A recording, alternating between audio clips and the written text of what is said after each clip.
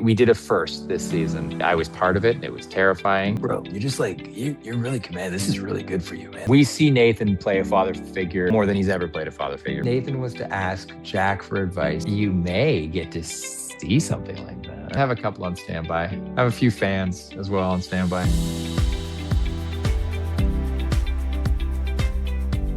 Hi, everyone. I'm so excited to share with you a chat that I, along with several other podcasters, got to do just recently with Kevin McGarry as we head into season 13 of When Calls the Heart. Kevin was able to share a lot about his journey as Nathan Grant and gave us some great teasers for what's ahead in season 13. So hope you enjoy it. Hi, this is Eric Rutan from Hallmark Mysteries and More. How you doing, Kevin? I'm good. How are you, Eric? I'm great. So it is Christmas season, and Aaron just did a very exciting Scrooged version of In the Sky. Yes. In the Sky, I believe. So if we were to bring the ghosts of Christmas, past, present, and future to Hope Valley, who would we want to be going through that little journey of introspection? Good question. I imagine that the go-to answer would be like Henry. He would be the closest, to the Scrooge character, I guess. Or maybe Jack Wagner, both the actor, and then I guess we could also see Bill. Maybe Jack Wagner, the actor, would be a great. It just happens on the set, but it's still Jack Wagner. But I think it would be more interesting to do like a character that seems sweet, but then you find out that they're a curmudgeon. So let's say Ned. Let's say Ned would be the perfect like he's been harboring these dark thoughts for Hope Valley, and then we really need the ghosts to kind of steer him clear. Perfect. Hi, Kevin. Yeah. I'm next. Hi, Roxanne. How are you? I'm good. Long time no see. Yeah, how are you? I'm okay. And I wish you were bigger. We can't see your handsomeness. You're like, oh, really? Yeah. I was told to turn it this way. No, it's okay. That's all right. We'll deal. I'm just a thumbnail. You'll have to just zoom in, I guess. No, that's all right. They will. They're going to zoom in, believe me. All right. So I want to jump in and without giving anything away for season 13, and we can talk about this because it was in a preview that Hallmark released. There's this really great, you're very good with your facial expressions, especially when they're comedic. And there is this great hug that Brooke Shields' character is giving you, and you do the whole little eye thing. Yeah. And I'm excited for us to see the two of you in a scene. And I was just curious, what's it like to have some screen time and such an amazing scene partner as Brooke Shields? Well, I mean, Brooke is incredible. I will say for that particular scene that you're talking about, it's funny. So the mustache, you've seen the first episode, right? We've talked about, yes, right? We can't say. Well, yes. we can talk about the preview that's been out, right? So yes. We know that not only does Nathan show up from Cape Fullerton with a mustache, but also his protege Oliver has been growing a pretty sweet mustache as well. What's fun about that is that we were told we were both given very short notice on this mustache gag, and I didn't think it was going to happen. I didn't think I was going to be able to grow fast enough, and I did. And then I definitely didn't think Jacob was going to be able to grow fast enough, and I was very impressed by his mustache. But we had Brooke in between projects, and we had her on for about a week and a half, kind of shoot all her stuff, and the mustache was gone by that time. So we had to. Well, actually, not by everything. I think we had it for, I forget. There were a couple scenes with Brooke where that is a very fake mustache, and I think that one where I'm hugging her and giving that look that you're talking about. Mm-hmm. I think that was one of the fake mustache ones. I'm not sure though. It happened so quickly when I saw it. But to go to your question, we were so lucky to have Brooke, for season 13. And as I said, she was in between projects at the time. So she kind of came in and we had to shoot all her stuff. She's got a bit of an arc for 13. And we shot everything in about a week and a half with her. And, she knew everything. She was prepared. She knew her character so well. She had a point of view on what she was saying and what she was doing and why she was there. And she delivered some incredible performances, particularly as the season goes on. You're going to see that, you know, she faces some stuff that she hasn't really, that she's been putting off for a while. And both her and Nathan, and they kind of help each other move forward. Nice. Good. Yeah. There's a little bit I saw, I was like, oh, this is going to be good. Excited. Yeah, she's great. She's very good. I mean, she's a pro. And then on top of that, you know, she plays such a tough lady too on the show. She's kind of scary at the beginning, but she's also very funny. And the two of you, you're like height wise, you know. Yeah. Like, Yeah, she is a tall woman. You're right. Yeah. Yeah, she was a runway model, or a model rather. She was beautiful. Thank you. Of course.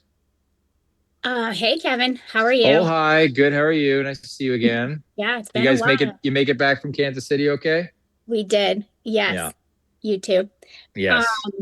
Okay, here is my question for you. Okay. You had a unique relationship with the audience because they've kind of grown alongside you with Nathan. So what do you feel that fans understand about you, both as Nathan and as an actor, now that maybe they didn't understand in earlier seasons?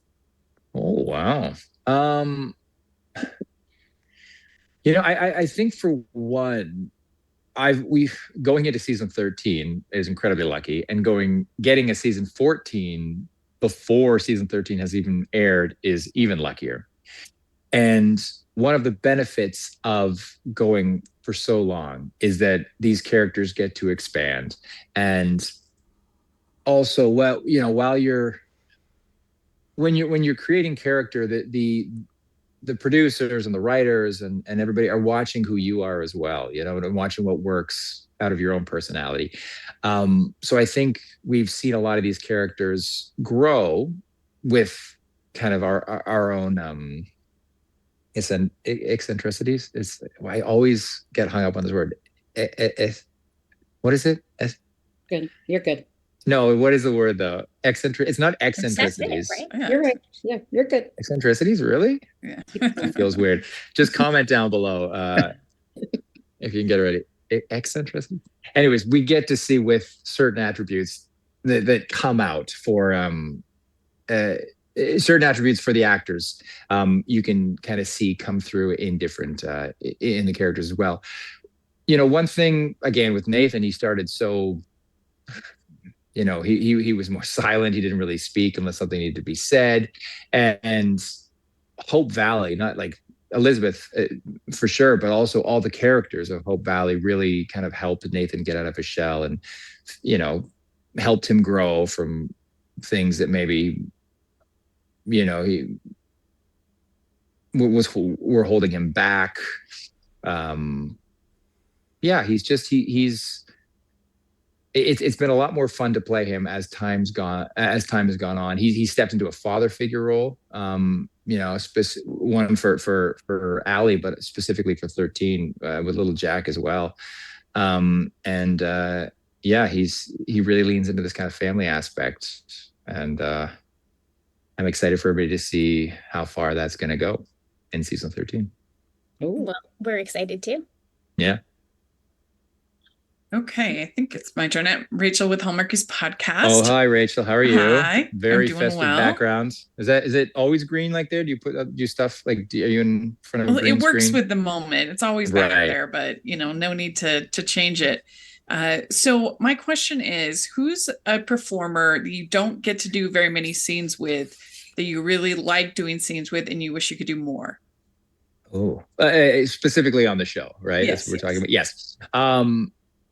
Do you know? Okay, so that's a tough question. It's a tough question to just put one person. I mean, I am very lucky I get to work with Erin so much. She is, you know, a complete professional and an outstanding actor. I also am very lucky to get to work with Jack a lot as well. You know, he's another pro that's been doing this forever, and I've learned so much from him. That's really tough. Like, everyone is so good on the show, and everyone brings out different dynamics from everyone else. We have a supporting cast that sometimes the stories go on can get, you know, overlooked, or, you know, like main stories kind of, because of our time crunch. You know, we only have 40 something minutes to kind of tell these stories. some of the supporting characters' story arcs kind of get shortened, and it's a shame because everybody is so good. I like ultimately what I was just thinking right now is I really like Rothgar, who plays Ned Yost, and Loretta, who plays Florence. I think they are just, what is asked of them sometimes, and what they prepare and surprise and delight is incredible. But I don't want to stop there because I mean, like Joanna is amazing as Molly. The stuff that she's given, and what she turns it into. I mean, Ben is incredibly funny. I haven't done. I did a little bit with Martin this year. That's one that I'd like to dive into as well. I mean, that guy is intense and otherworldly as well. I'm really just going down the list of people, aren't I? Instead of just telling you one person. I don't know, and I get a bunch of stuff with Pascal this season, which is great. But again, it would be nice. Cavan is just such a nice actor as well. And again, they don't always put Chris and I together, but it's always really fun for the couple things that we get to do. I'd love a storyline with Nathan and Lucas. We used to kind of do more things together, but as storylines have progressed, we have limited stuff together. But I mean, that'd be great too. He's so much fun and he's so great as well. So I just kind of said everybody on there. But yeah, I feel good about that answer though. So that's what you're gonna have. All right, good. All right. Hi, Kevin. How are you doing? Oh, good. How are you? I'm good. Good to see you again. You also make it back? I'm I had safe. no idea. Yeah, I made it back. You did a great job moderating that panel. Thank you. It was a lot of fun. It was quite fun. So you talked about this just a few minutes ago, and you talked about how much you've enjoyed watching Nathan's confidence kind of grow over the seasons. I know for fans, that's something we've really enjoyed watching as well. Jack Wagner talked at the Hallmark Christmas Experience about how in season 13, we're going to see you, Nathan, really command more of the scenes throughout the season, which is exciting for us. So I'm curious, is that something that we're going to see right out of the gate? Yeah, I think first of all, that was really nice for Jack to say that. He surprised me when he said that too. But he did say it specifically in the second episode. I mean, he was like, bro, you're just like, you're really command. This is really good for you, man. This is really good stuff. That's my Jack Wagner impression. Bro, really good stuff. Really good stuff. Yeah, we really get to see him specifically in episode 2 kind of step into this leader role where he is kind of leading the pact in the rescue, in the protectiveness and the protection that has to happen to stop this wildfire. So this big wildfire that's coming, Nathan really kind of takes the lead in bringing everyone out there, particularly because Allie is out in the woods. But then, he leads the charge of making sure everyone's safe. And then also the initial investigation of who started this fire, why did they start the fire, what were their intentions, and we really get to see this arc, just go the whole season, which is really nice too. And I was saying this in another interview, it's been true a little bit in our show, and just a lot of shows essentially that have 48 minutes to kind of tell these stories, that sometimes stories get wrapped up pretty quickly and they kind of feel unfinished. You want to dive into them more. This is something that really, I mean, pardon the pun, but sparks and catches fire in very early in the season, and this sends an arc that affects every character right up until the final episode, and it really it's sad, and it's not a great thing, but it brings out the best in a lot of the characters, a lot of the people of Hope Valley, as they come together. And help the people that were affected and find out who did this. And and you see what happens. Sounds very Hope Valley like. It is very Hope Valley. It's true to its roots this season, where it is about the town really comes together to solve a massive problem, and in doing so, everyone grows a little bit in certain ways. And I think it's going to be a very satisfactory season for for all parties that of all fans of all characters are really going to enjoy this season. That's awesome. Thanks. Yeah, thank you. Hey, Kevin. Well, hello. Hey, Nice to see you again. good to see you. Yeah. So I actually want to go back really quick on the fan events that we all just came back from. So Yeah. you had HFR, you had the cruise, and the Hallmark Christmas experience. So can you just share a few of your highlights from these past events? Well, I mean, one thing in there as well is I did a movie in between there as well, but it hasn't been announced or anything like that, so I can't say too much about it. But I really have not stopped since we wrapped up When Calls. Yeah, it's been intense. It's I've had a blast. I mean, it's been so amazing to just see how much Hallmark touches the hearts of all these people. That, you know, like the cruise was, I mean, you're like a beetle on there, and everybody wants a photo with you, and you're walking around the cruise in the ship, but everyone is so joyful and having such a great time and laughing, and you know, it's just, I read somewhere, and I'm going to steal this like it was my own, but I think Jonathan Bennett said this, who I met on the cruise for the first time, and I love that guy. I think he's an incredible person, and he's just got more energy than I've ever seen anybody have. Yes. But he said, you know, it's like for shows, you know, you watch a Netflix show, you watch an HBO show, you watch, you know, a show on Peacock, I don't know, but like you're not an HBO person, you're not a Netflix person, but like a Hallmark person, you know, you watch the shows on Hallmark and you are a Hallmark, like you are, it is part of who you are to be part of this world. You know, you like the movies, you know, you might like some more than others, whatever it is, but you're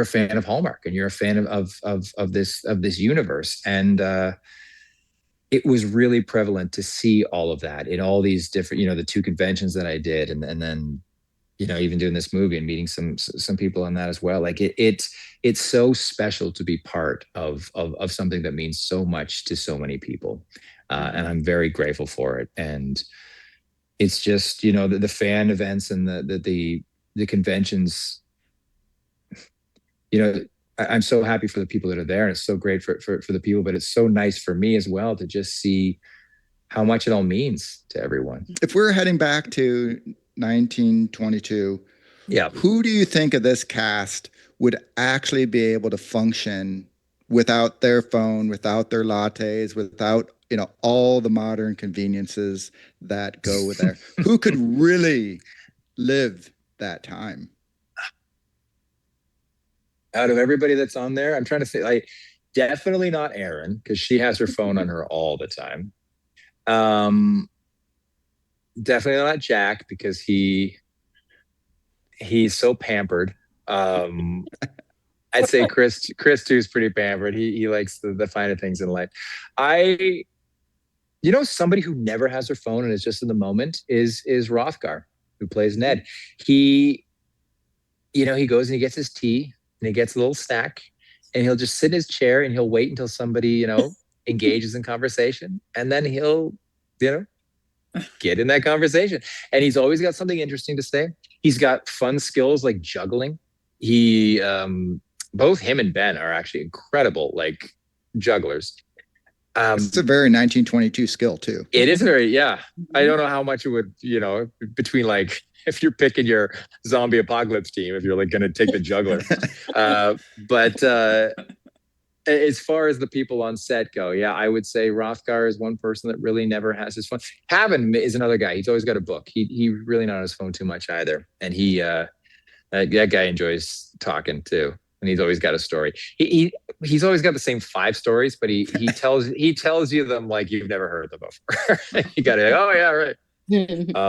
So I'd say Rothgar first, and then Cavan. Good picks. Yeah. So Kevin, you mentioned that the characters, everyone grows, which is nice, right? Yeah. You got everyone involved, but without, of course, giving away too much. Who do you think, or which character has like the biggest growth, like a really big change? Oh boy. Who has the biggest growth in season 13? I would say, and now, I mean, to be fair, I'm trying to think because I spend, you'll spend more time with Right. the people that you're working with a lot, but there is the people that I think, I will say some people. I mean, there is a big growth in some of the younger cast members this season. We really get to see them step in to new roles with new responsibilities. I'm speaking about Allie and some of this, but not just her. There's some pretty heavy stuff for both Cooper and Toby that we'll see as well them grow.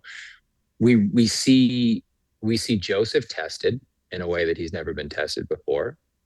That's pretty interesting as a man of God to be tested in the way that he's tested. There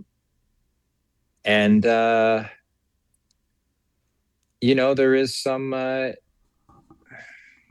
there's some growth in I think Lucas's character also has some steps into kind of a new world in relation to a few things that I can't really get into. Okay. But yeah, I would say those 3 or 4, I forget how many I said, but those are the ones that come to my mind. Nice. Those are good spoilers, but not good teasers. But not good teasers. Good job. Exactly. Thank you. Well, I'm Julie from Suspenders on Blood. Oh, hello. How are you? Good. It's it's been days. It's been days. Yeah. You've changed so much. You've grown. You've grown. I hope not too much. Not too much. Taller. You're taller. Sure. That's what's happening at this point. Nathan and Elizabeth have had this kind of beautiful foundation of having some quite open emotional scenes since season 6.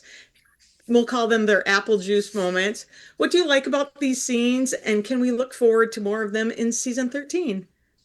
Yeah, you can look forward to more of them in season 13. I think it's the scenes that you're, I think, referencing, the ones that like Aaron and I are just kind of sitting in the stillness of something that is either happening in the underbelly of the scene or something that has happened and they're dealing with something.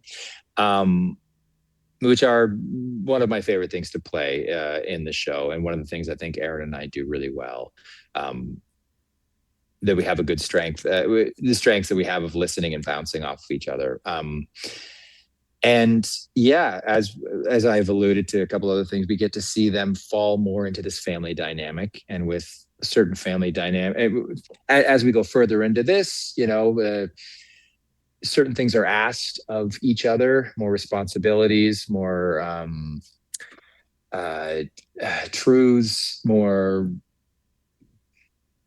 I don't know, just as you build something with somebody, it's on a foundation of trust and supports and care. And we get to see them, really kind of talk about some things that are heavy. However, there is a very funny thing that happens with the two of them. We get to see, I don't want to give anything away. I'm trying to, how would I say this? That a device is brought into the town in the middle of the season that kind of an invention that might be created in the early 20s is brought into the town that kind of wreaks a bit of havoc in Nathan and Elizabeth's relationship. So it has a more humorous tone than what we were talking about, but it's something that we can all look forward to. And I think it was really fun when we heard about it. There's some special guests that come in with that. We get some actors that have fun stories of why they're in, or how we might know them from certain things. So yeah, there's a lot of fun stuff coming with them, but also there is a couple like really weighted, deep scenes with Nathan and Elizabeth that are really fun as well.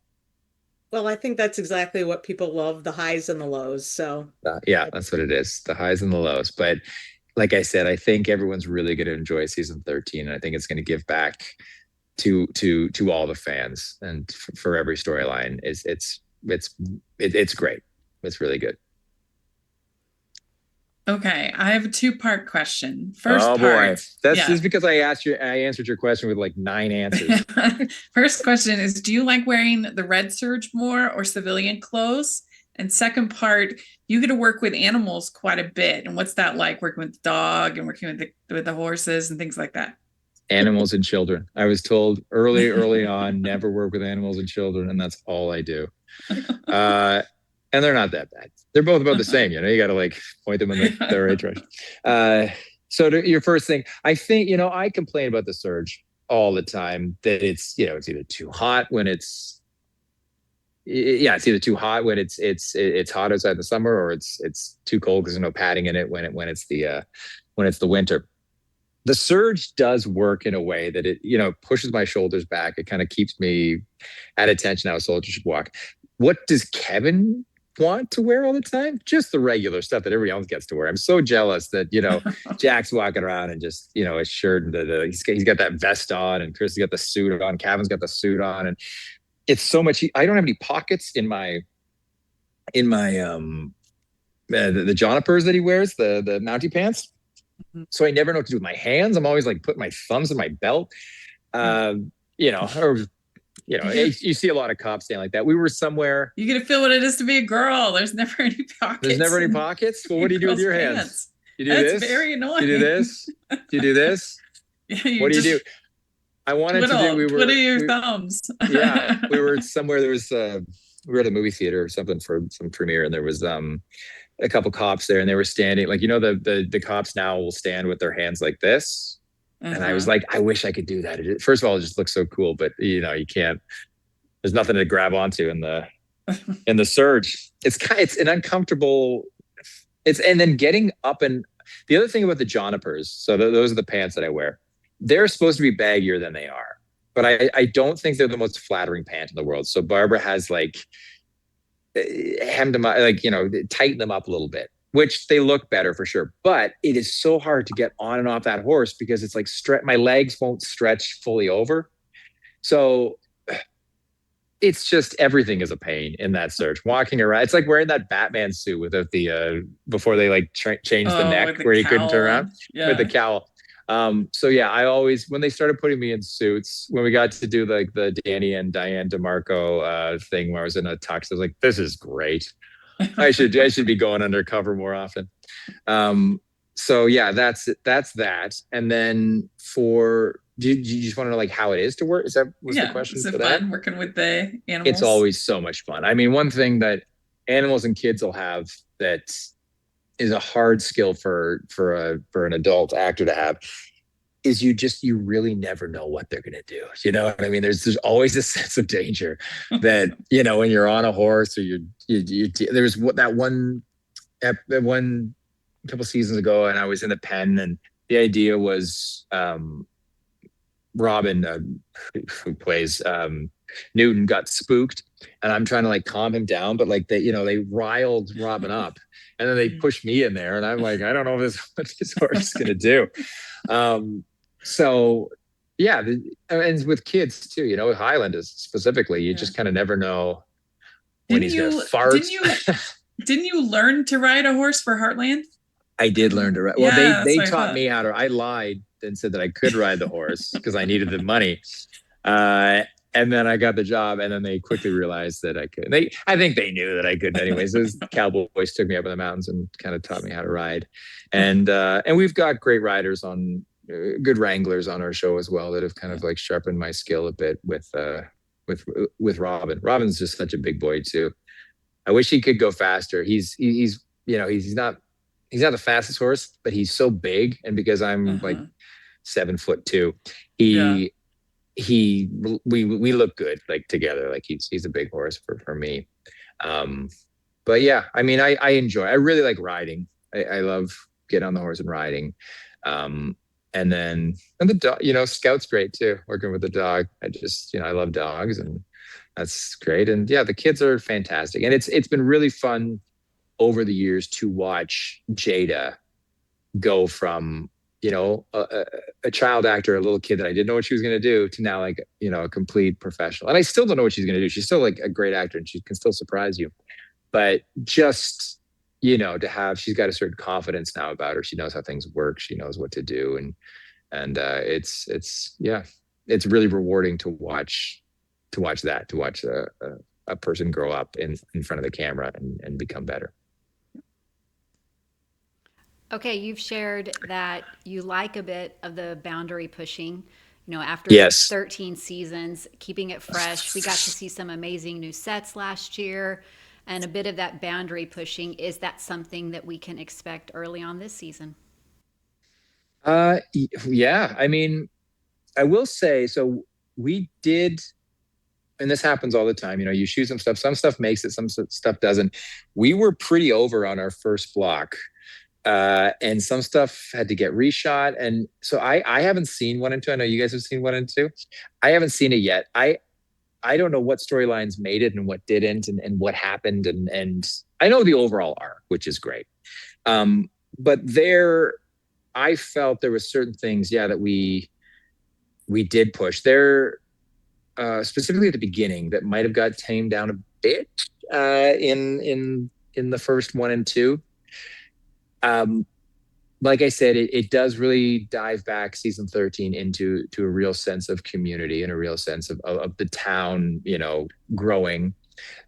Each individual gets to grow as well, but it's very much a town story in season 13. But I will say we did push a boundary in right near the end of the season. There's a shot, and we've never used this type of rig before, and this camera, and you're going to think it's green screen, but it is not. It is real. And I was part of it. It was terrifying. And I don't know. We can talk about this later, I guess, when you see it. But we did push a boundary in the very first, we did a first this season on something that's never been done before. And there's a lot of skepticism about it, if it was going to work or if it wasn't going to work. Some people were very much in the it's not going to work camp. And I think they all got proven wrong. They had to eat their hat because it worked really well. And when I think about pushing a boundary, I think about that particular shot. Cool. Okay. Yeah.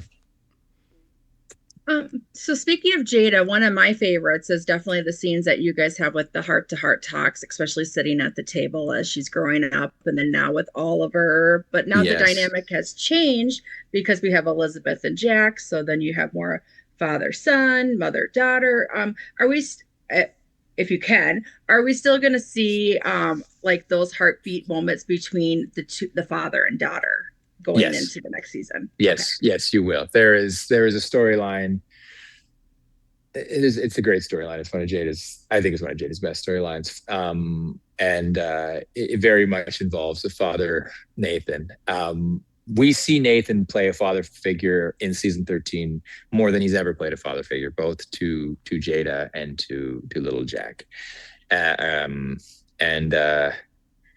Yeah, it's really, particularly the father-daughter that you're talking about. Mm-hmm.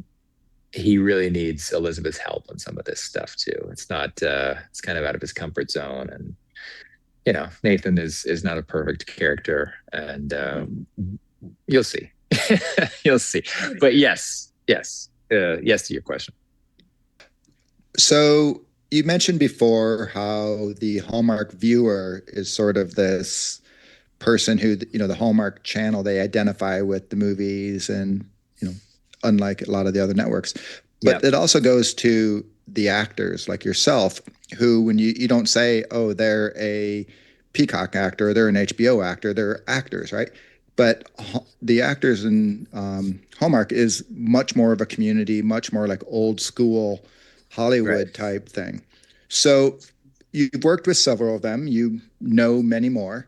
So either an ex co-star or just someone that who would you like to see maybe come get a visit on the set, whether it's joining the cast or just a guest appearance? Oh, wow. Well, it's funny enough. I got along really well on the cruise with Ben Ayers. And I was like, oh, he'd be great on the show. And then we find Kind of out busy. he kind of busy because he is the prequel of our show now. Now he did get invited to Hope Valley. It's just like 100 years before I'm there. Or no, is it 180 years or whatever it is? But yeah, and I thought he'd be like a great cowboy, and that's essentially what he's doing on the prequel. Mm-hmm. I'm trying to think, it's so funny. When Call's been going on so long that a lot of people have been on, doing little bits here and there. Yeah, so I'd say Ben, but he's got on. I think Brendan Penny would be also a really good guy to have on. I'm just thinking people that got also play Mounties. You're just trying to figure who looked good with a mustache? Well, not too good. I mean, I want to keep the mustache. Andrew Walker was on though. He had a mustache. And I'm trying to think for who would be a good girl. I mean, Bethany's going to be great as a lead of the 1874.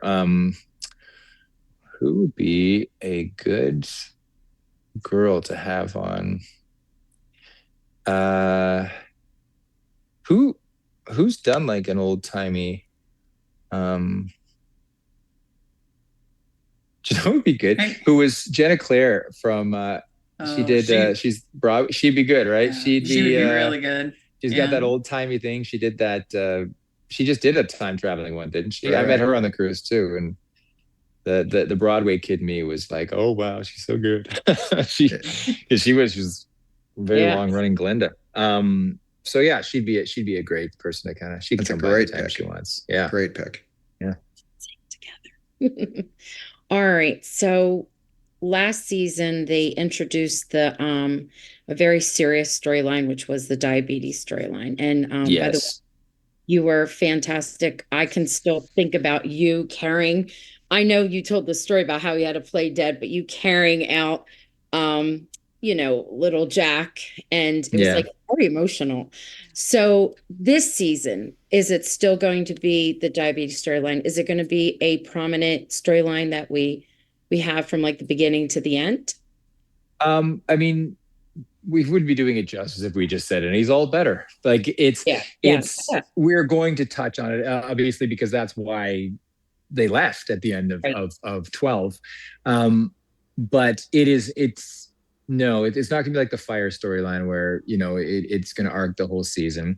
I mean, I will say, like, it's never going to go away. But it's also Hope Valley, and it's going to be something that is like,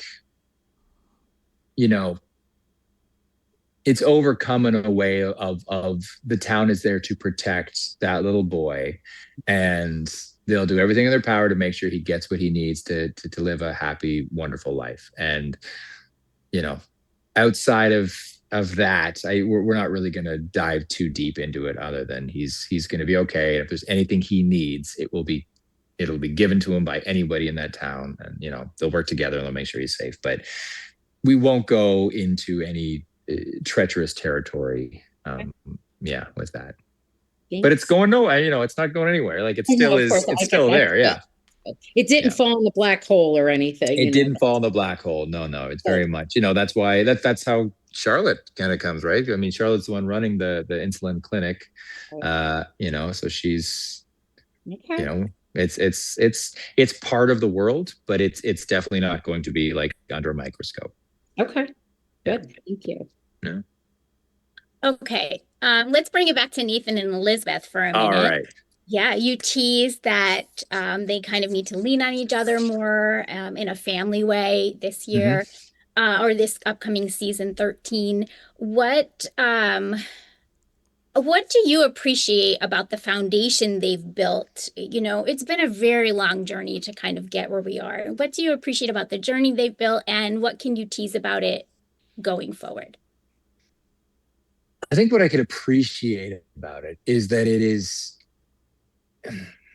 it's not perfect. It took time, and mistakes were made, And they had to find each other on each other's playing field, on each other's level, before we were able to kind of like move forward in that. And I thought that was fun to play.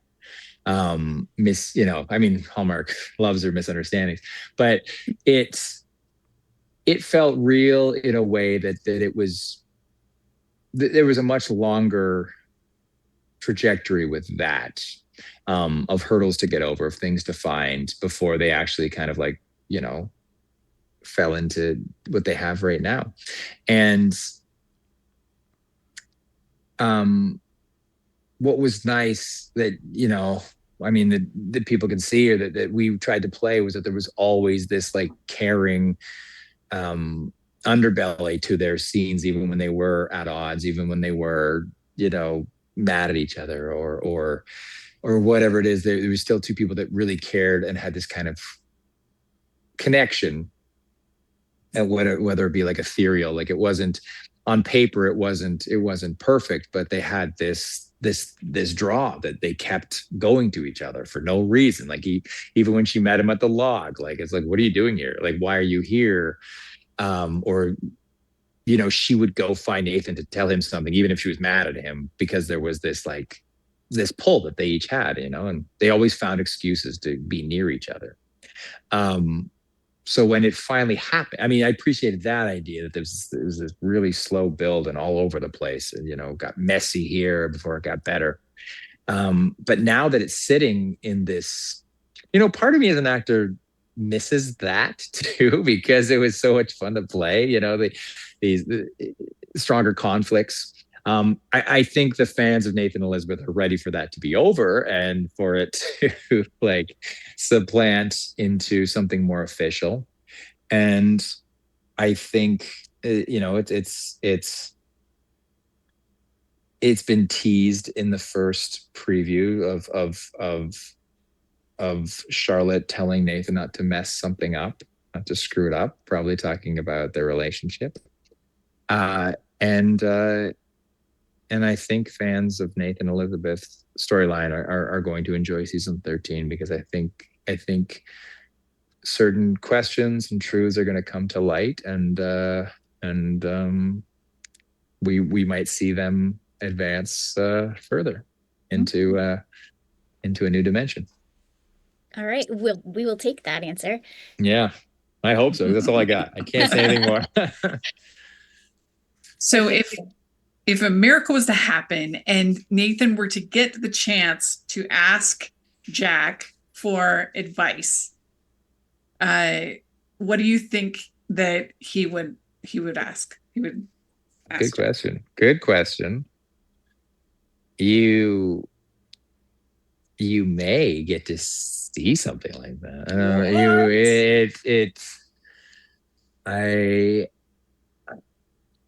Advice. I think if Nathan was to ask Jack for advice, it would be how to be a better man, how to be a man, how to be good for Elizabeth, how to be good for little Jack, how to be good for the town, how to be a better Mountie. Jack is still clearly part of that entire world. He's still talked about. His presence is still there, and in the schoolhouse and slash church, that we're in, that was built by him. He'll always be part of that, and he's always got this presence over everything. So yeah, if he was to ask advice, it would be, just how to be a better man, for not only for Elizabeth, but for the town. But you may get to see something along those lines if you keep watching this season. Wow, that's exciting. If that doesn't get Hearties to tune in, I don't know what will. If you keep watching. Yeah. Yeah. So you've got to play Nathan Grant for 8 seasons now, which is crazy. 8 years. 8 years of my life. Wow. Sometimes we learn about Nathan because it's what's on the script. You've gotten to obviously develop that character over that time. So what has been your favorite thing about playing Nathan? And will we get to learn anything new about Nathan this season? Yes, you will get to learn some new stuff about Nathan. I think every season you get to learn something new. I don't want to give too much away with that. But I mean, every character clearly evolves and grows. And you get a new shade of that character. If we're lucky enough to keep telling these stories, we get to keep seeing these people. I mean, like Jack said, you really kind of get to see Nathan step into a kind of a commanding role. But what do I love? What do I love about playing Nathan? That's I've said this in the past, but I do think it's still true that I like playing a character that has this good but imperfect heart that I feel is true to life in a way that there are some people that like fantasy, and there are some people that want to watch somebody do the right thing all the time and be the perfect person, and that's great. And there's nothing wrong with that. And that's fantastic. But one thing I liked with Nathan was he was written, whatever the ideas behind it, he made the wrong choices in some things, or he said the wrong thing, or he did this, but he always had a good heart in there as well. And he was always trying to be better. And I like when they give me something that doesn't resolve for, 3 or 4 episodes down the road. I don't like the idea where your problem is resolved in one episode. I like some things to take arc, because I think that's how we see characters grow. And that's actually how we fall in love with characters more, when we see them change. There's something I once heard called like an angel character that doesn't change. You see Clint Eastwood plays a lot of angel characters that they're so great. There's nothing wrong with that, but they just kind of know everything, and you go to them and they tell you how it is, and they give you the advice, and you go and do the thing. But that character never changes, and it's kind of the sage of the show.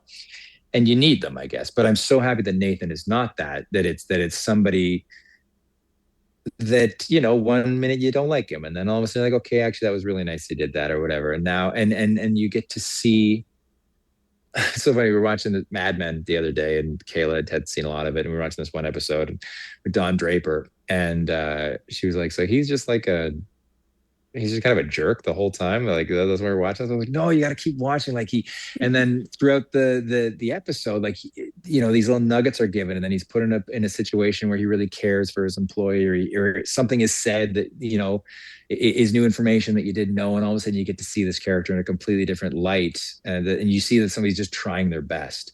And that's one thing with Nathan, that at the end of the day, he's just trying his best. He's not a malicious character, but he's just trying his best to be the best father, to be the best partner, to be the best friend that he can be. And sometimes it works and sometimes it doesn't. But that's my favorite thing. That's a pretty long-winded answer, but that's my favorite thing. Okay, good. Yeah, great. Good.